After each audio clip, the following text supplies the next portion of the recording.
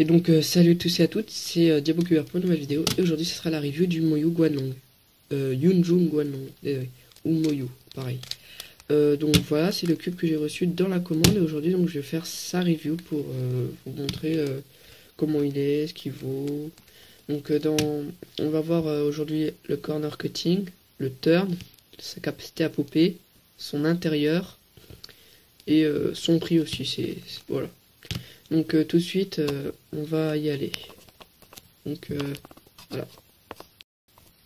Ok, donc au niveau du turn, là il est moyennement desserré, donc c'est un turn fluide. Vous voyez, même comme ça, c'est un turn fluide. Il fait pas trop, ce cube ne fait pas de lock-up.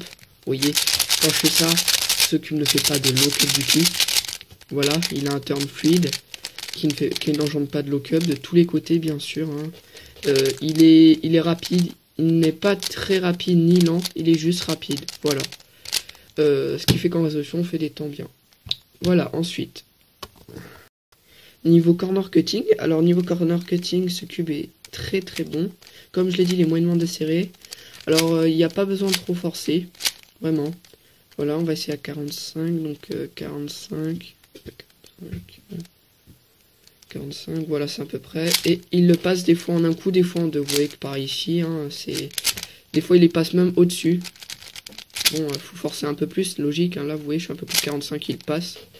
Reverse, il est basique. Hein, je dirais, il est pas excellent, mais voilà.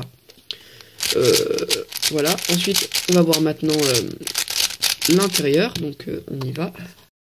Comme vous pouvez le voir, là je vous fais montrer l'intérieur. Vous voyez que l'intérieur est fluide. Donc voilà, vous voyez l'intérieur est fluide. Il a un corps bleu fin. Donc il n'y a pas une pièce qui dépasse ni ici ni ici, ce qui fait c'est ce qui fait que ça joue sur le turn et il est très fluide et très rapide. Et du coup le corps, à l'intérieur c'est très très lisse. Vous voyez, oula, pourquoi je vous fais montrer en dessous. Bref, vous voyez c'est très très lisse. Niveau coin, vous voyez là on a un coin qui est fait en 1. Voilà, vous voyez, coin qui fait en 1. Il n'est pas en 3, ni en 2, ni emboîté. Là, il y a un petit trou. Vous voyez un tout petit trou. J'espère que vous voyez bien. Oui, voilà. Vous voyez un petit trou. Pareil pour ce coin-là. Hein. L'arête, voici l'arête, comment elle est faite. Donc là, avec un petit torpedo, un petit pied. Là, vous voyez que ces pièces sont lisses. Hein, tout est lisse. Donc, c'est une arête qui est faite en 2. Donc, je vais essayer de vous faire montrer ça. Oula. Alors, j'espère que je vais y arriver. Parce que là, je vous cache pas que je suis en train de galérer. Attendez. Donc, voilà. Voilà comment est fait l'arête. Donc, de base, elle est collée comme ça. Vous voyez. Oula. Elle est collée comme ça. Et donc, elle est faite en 2. Hop. Vous voyez l'intérieur. Toc. Donc c'est une arête qui est faite en 2 avec un torpedo intégré dans le cube. Ce qui fait que c'est bien, il n'y a pas de risque de perdre. Donc voici comment ça se situe quand c'est collé de l'intérieur, vous voyez. Hop. Voilà. Tac. Avec 3. Et avec 3 ça donne ça. Voilà. Voilà. Donc maintenant on va passer donc tout ce qui est prix, puis après on verra la conclusion. Donc à tout. Donc ok, maintenant donc après avoir fait l'étape du turn, du corner cutting et l'intérieur, on va voir l'étape. On va voir un petit truc technique, c'est que ce cube coûte pas cher. Donc c'est un 57 mm ce cube là, ou 56,5. Donc c'est ce que moi je l'ai commandé en 57 mm. Que maintenant par exemple si vous allez voir sur l'high-tech, il y a Yunjung Guanlong ou Moyu Guanlong en 56 mais aussi en 57. Donc moi je l'ai pris en 57. Après voilà les petits trucs caractéristiques un peu superficiels. La boîte, coûte environ 2$, 2,24$. Même en promotion déjà, des fois il coûte moins de 2$. Donc voilà. Bon après la qualité de la boîte est elle est vraiment comme limite quoi. Hein. Pas trop bonne de qualité. Un peu, le cube, le plastique est bien, il est moyen. Bon, c'est sûr, il est moins bien que par exemple, il est un peu moins bien quand même qu'un Zanchi ou un Yulong, mais il est quand même bien. Voilà. Ensuite, ce cube pop très peu, très peu.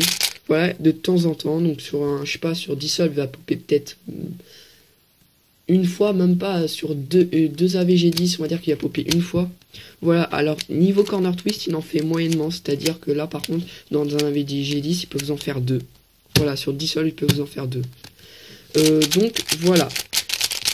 Donc pour conclure maintenant, je dirais que ce cube tourne très bien, un très bon corner cutting, ce qui fait qu'on peut faire de bonnes résolutions. En plus pour son prix, franchement il est super bien. Bien sûr c'est un do it yourself. Voilà. Au début on galère un peu à les enlever mais c'est pas grave. Ces stickers d'ailleurs aussi sont fluo. Donc ce qui fait que on arrive à avoir un bon repérage. Voilà, un bon repérage.